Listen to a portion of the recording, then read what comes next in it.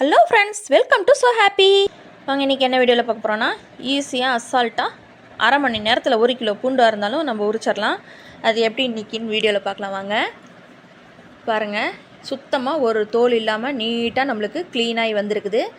அது எப்படின்னு பார்த்திங்கன்னா, தண்ணியில் ஊற வைக்கணும்னு அவசியம் கிடையாது. அதாவது வெயிலில் ரொம்ப நேரம் காய வைக்கணும்னு கூட அவசியம் கிடையாதுங்க.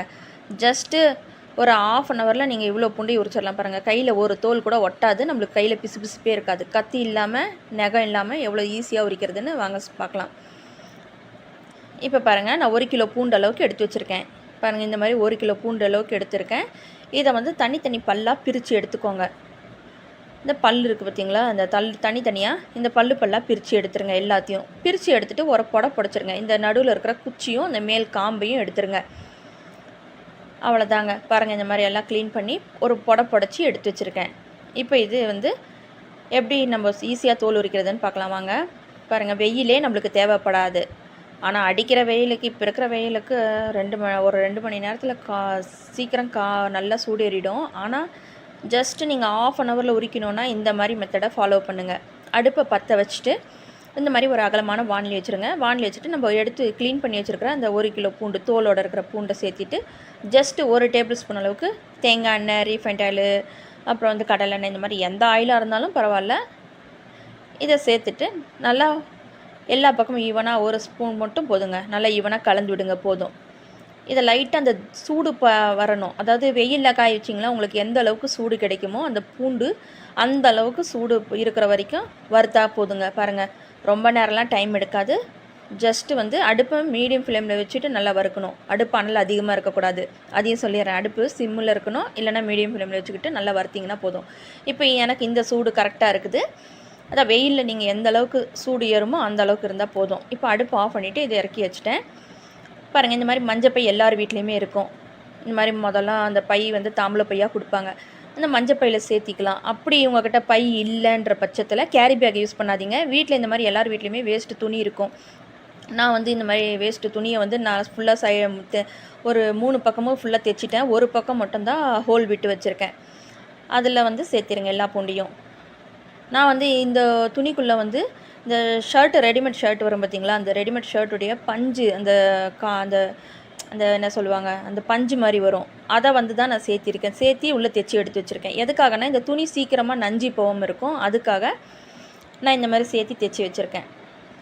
பாருங்கள், இப்போ எல்லா பூண்டையும் அந்த சூட்டோடு சேர்த்திடுங்க. சூடுலாம் ரொம்ப நேரம் ஆற வைக்கணும்னு அவசியம் இல்லை, அந்த சூட்டோடு சேர்த்துட்டு இப்போ இது ஒரு மூட்டை மாதிரி ரெடி ஆகிடுச்சுங்க. இதை கட்டெல்லாம் வேண்டாங்க. இந்த மாதிரி ஜஸ்ட்டு ஒரு சுற்றிட்டு இதை வந்து நம்ம துணி துவைக்க பார்த்திங்களா, அந்த மாதிரி ஜஸ்ட்டு ஒரு 10 தடவை துணி துவைக்கிற மாதிரி ஹெவியாக அடிக்கக்கூடாது, ஓரளவுக்கு மீடியமாக அடித்து எடுத்துக்கோங்க. பாருங்கள், இந்த மாதிரி ஃப்ளாட்டாக வச்சுட்டு இந்த மாதிரி நான் ஒரு 10 தடவை அடிச்சிடுங்க. எதுக்காக நான் ஒரு 10 தடவை அடிக்கிறேன்னா, உள்ளுக்குள்ளே அந்த ஸ்பாஞ்ச் இருக்குது. அந்த இப்போ ரெடிமேட் ஷர்ட்டில் வர ஸ்பாஞ்ச் வந்து நான் தைச்சி வச்சுருக்கேன். அதனால் ஒரு 10 தடவை அடிக்கிறேன். உள்ளுக்குள்ளே அந்த ஸ்பாஞ்ச் இல்லாதவங்க, நீங்கள் சாதா துணியாக இருந்தால் ஒரு 5 தடவை அடித்தாவே போதுங்க. பாருங்கள், இந்த மாதிரி 5 தடவை அடித்து எடுத்துக்கோங்க.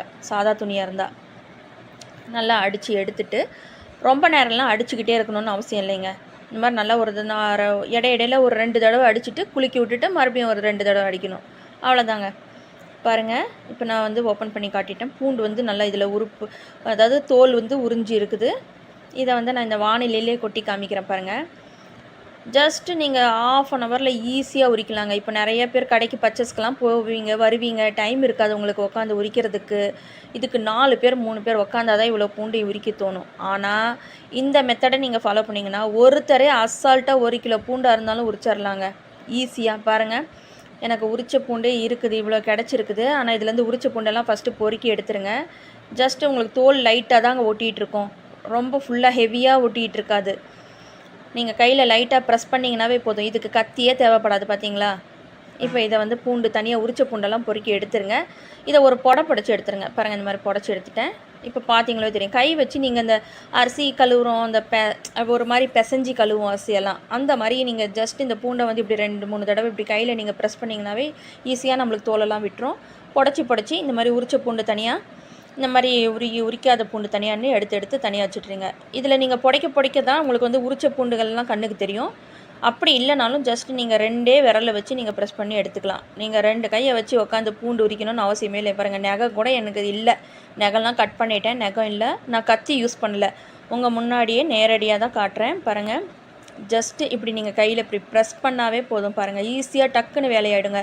கையில் அந்த பிசுபிசுப்பு தன்மை இருக்காது, கை எரிச்சல் இருக்காது. நம்மளுக்கு இந்த மாதிரிலாம் நம்மளுக்கு பூண்டு உரிக்கும் போது ரொம்ப சிரமமாக இருக்கும். அந்த சிரமமே இல்லாமல் ஈஸியாக எப்படி உரிக்கிறதுன்னு தான் நான் உங்களுக்கு சொல்லியிருக்கேன். பாருங்கள், இன்னும் உரிச்ச பூண்டே உள்ளே இருக்குது. நம்ம புடச்சது அதில் ஒவ்வொன்றா க்ளீன் பண்ண நம்மளுக்கு அந்த பொடி பூண்டு முதற்கொண்டு நம்மளுக்கு பாருங்கள் உரிச்சி வந்திருக்குது. இதெல்லாம் ரொம்ப கஷ்டங்க. பொடி பூண்டுலாம் உட்காந்து உரிக்கிறவங்க நிறைய பேர் இருக்கிறாங்க. ஆனால் பாருங்கள், இது எல்லாத்தையும் நம்ம உரித்து எடுத்துகிட்டு பார்க்கலாங்க. இப்போ எல்லா பூண்டையும் உரித்து எடுத்துடலாங்க. ரொம்ப நேரம் டைம் எடுக்காதுங்க. பாருங்கள், அசால்ட்டாக ஒரு அரை மணி நேரத்தில் நான் உரித்து எடுத்துட்டேன். பாருங்கள், கை வலிக்க நகம் வச்சுட்டு உட்காந்துட்டு இருக்கணும்னு அவசியம் இல்லை, கத்தி வச்சுக்கிட்டு உட்காந்துக்கிட்டே இருக்கணும்னு அவசியம் இல்லை. பாருங்கள், தோல் தனியாக பூண்டு தனியாக சுத்தமாக புடச்சி எடுத்து க்ளீன் பண்ணிட்டேன். அவ்வளோதாங்க. இதே மெத்தடில் நீங்களும் செஞ்சு ட்ரை பண்ணி பாருங்கள். இந்த வீடியோ உங்களுக்கு பிடிச்சிருந்தா லைக் பண்ணுங்கள், ஷேர் பண்ணுங்கள், கமெண்ட் பண்ணுங்கள். மறக்காமல் நம்ம சோ ஹாப்பி சேனலை சப்ஸ்கிரைப் பண்ணிவிடுங்க. தேங்க்யூ.